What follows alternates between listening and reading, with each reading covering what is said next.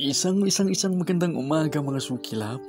It's 5:30 in the morning nang maglakad-lakad tayo sa Sitio Salvacion. At sa ating yung paglalakad-lakad, ito pauwi na ako nito actually. So makikita ninyo sa larawan, parang may bulkan sa unahan. So kung titingnan mo siya parang bulkang mayon, di ba? O ito sa anggulo na ito. So habang papalapit ka, lalong nagiging perfect yung cone. Yan. So parang may mini bulkang mayon sa Sitio Salvacion. So nakakapandaya talaga sa paningin habang nasa malayo ka. At kapag palapit ka naman, makikita mo na ito yung kumpol ng mga buhangin na inimbak lang ng bulldozer o ng backhoe. Yan. So ito yung ginagamit nila sa pagsasaayos ng kalsada dito. Kaya habang palapit ka, makikita mo, ito pala yung mga inimbak na lupa. Pero kapag nasa malayo ka naman, talagang madadaya ka, naaakalain mo, anong ginagawa ng bulkang mayon sa Sitio Salvacion? Diba?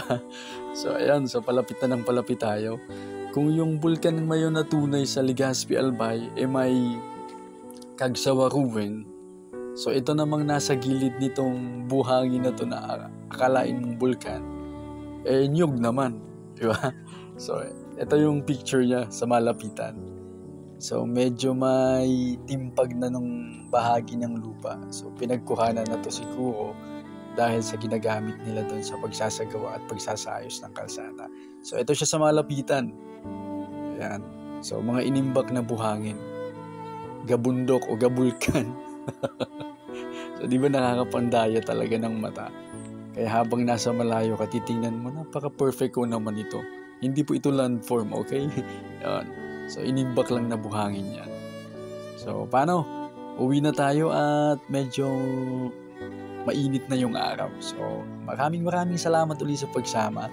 Sana makapag-walking din kayo pag may time dito sa Sitio Salvacion. Maayos na yung kalsada.